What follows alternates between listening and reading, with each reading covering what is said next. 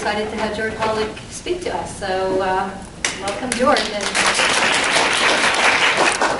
So I'm riffing a little bit. I gave a talk last week, actually, in psychological sciences that was entitled "The Little Things That Make a Big Difference in Learning." Now, some of that talk probably you all aren't interested in, but much of it has to do with some of the revision we did with IMPACT, so I wanted to cover that.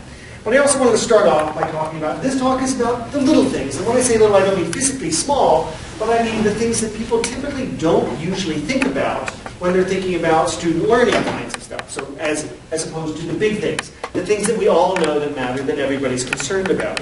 So for example, we know that SES makes a difference, socioeconomic status makes a difference in how well your students will do. And that's why we have a program like Horizons to help first generation students do better in school, because we know that there's such a cultural shift, having never been to college, never been exposed to that they need some extra help. We also know that if you have some form of processing deficit or difficulties with IQ, college presents an enormous challenge. In fact, many of those students don't even bother going to college. And then, of course, if you have some kind of learning disability, those are big things that we know about. We have a disability research center to deal with those kinds of things. And those are big things. They clearly matter. Those are issues that everybody's concerned with.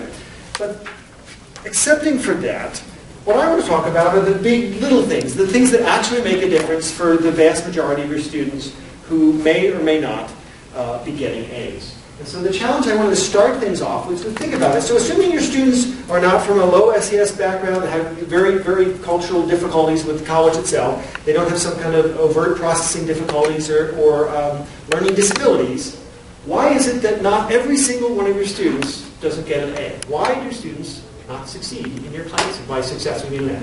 And by the way, no fair cheating. You can't just give everybody an A. But why is it that students fail? Why do they have trouble? Assuming they have reasonable intelligence, they're college students, why shouldn't every student get an A in your class? What are maybe they couldn't? What kinds of things what are some reasons you have? Sure, Chuck. They don't deserve it. Okay, they don't deserve it. What do you expand on that? What do you mean? Well, in other words, they don't, whatever criteria is set up for an A, they don't all meet that level. They don't get over that bar. Okay, but why not?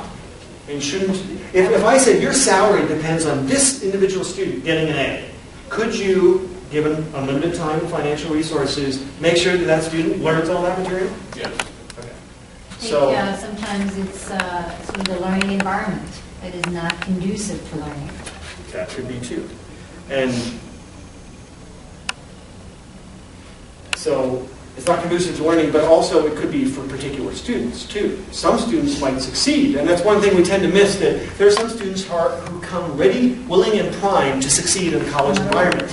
They came from that kind of background, they know what it's worth, they know the rules. We just saw on the skip today that some students, they're willing to raise their hand in class and talk and are very active, and there are other students that don't, either culturally or for other reasons, find the classroom intimidating. And it's not always SES either. Lacking confidence in the content itself, or just even in the classroom. Just in general. Lack of self-confidence. Especially in intelligence, not understanding your own intelligence. They don't believe they can do it, Yeah. so they kind of tune out. And you see that. You see students who have decided for whatever reason, I can't do this course, and they don't do it. Despite the fact that if you got them one-on-one, you can say, look, let's find a way to get around this. Let's sort of work with them. I mean, the president's daughter, we've got to get, there's some way to get this person. Yes, we'll find you, we'll give you tutoring, we'll give you all those extra resources. And again, in a perfect world, could you do something that would get that student? And if we believe that's the case, why don't we find ways to do something? Piggyback on Stan's, the lack of follow-through. Students just don't go to class, turn in assignments. They may be learning, but they're just not turning in those things to allow me to recognize their work with a grade. That's one of the things that comes up a lot when we ask Purdue faculty about what the problem with the students. The students don't seem to have any organizational skills. There's no follow-through. They come to class utterly unprepared to succeed in the class, and not from anything content-based, but just because you give them the deadline for assignment 2 that's due today, and still half the class or some percentage of the class says, I didn't know there was an assignment 2. We've talked about it every day. It's on the syllabus, and I sent an email. What happened? Well, and similar to that, students who get overscheduled or their priorities out of whack just lose their focus, and so the follow-through doesn't happen, or the effort doesn't happen, or the attention to the details doesn't happen, or whatever it is, but they're just focused on other things. Well, and that's the thing. Oftentimes we say there are no stupid questions, right? There are no stupid questions, and yet you say, today we're going to be working on chapter 4. 3 seconds into that thing, what chapter is it again? Okay, I know I said there were no stupid questions, but here's the thing. Who among us hasn't missed? You got an important email coming in. The students have all, I mean, this class is a tiny portion of their, what they consider to be very important lives. And, we may think, oh yeah, everything outside of class doesn't matter, but of course it's going to make a difference. And it's not at all unreasonable to think a student might not have been paying attention when you were talking about the assignment that day. And I think we often forgive ourselves for that if we miss a deadline or something like that. Now, sometimes missed deadlines are really bad, and we need to learn that too, but I think you can understand why sometimes students they're overscheduled, they're too busy, there's so much going on that a couple balls get dropped. Happens to all of us. What else? Lack of interest. How? That's a big one. And that's actually one of the things that professors complain about a lot. Students just aren't interested in my field. It's a required course. They just come in and they're like, I don't take it because I'm supposed to take it. And that, that's a killer. How can you teach to somebody who's not interested in your class? Professors say that. It's a little tricky because by some estimates, anywhere from half to 90% of your course is not, students are not interested in your class when they walk in the door.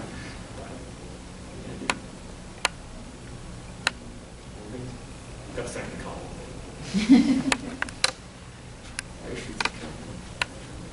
So, anyone? I've heard people complain about writing skills and skills outside of the classroom. That's another one that comes up quite a bit. That I'm teaching them the content, or I'm trying to teach them the content, but there's some basic core skills that these students don't have, and that's why they fail.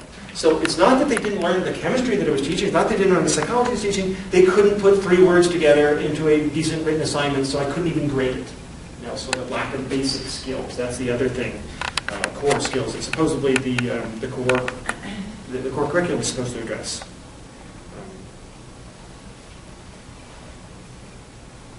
Anything else?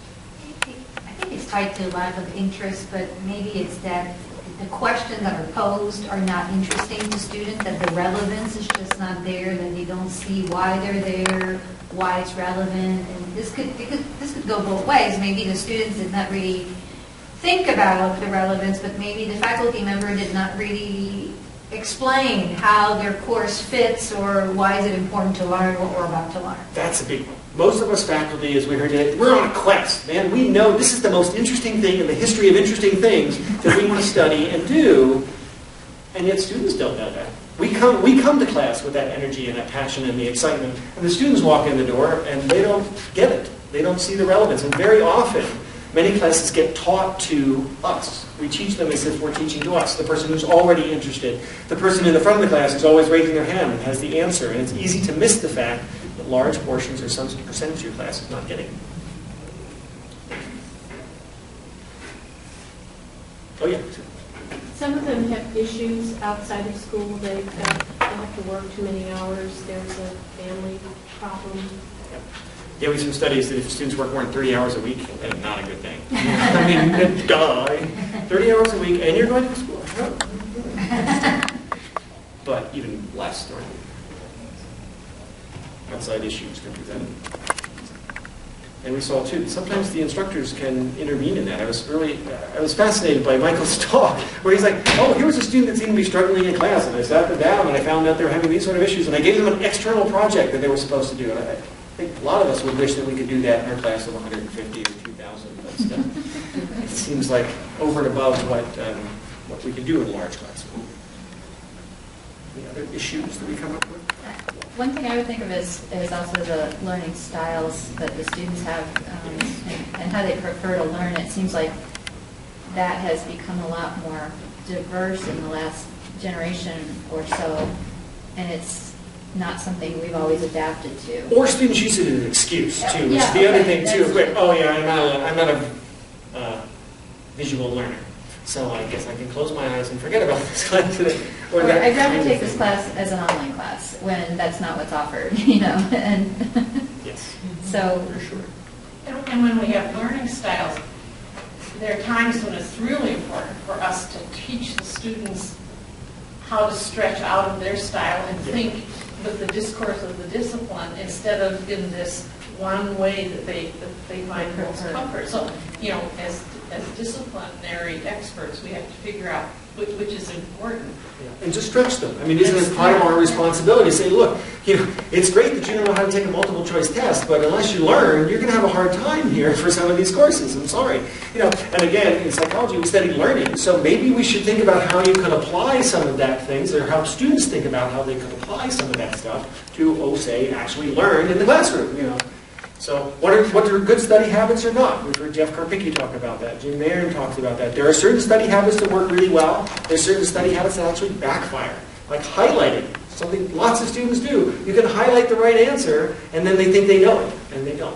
And that can be an issue. By quizzing yourself, by getting students to be more reflective, you can actually build some of those things in. Students don't know that.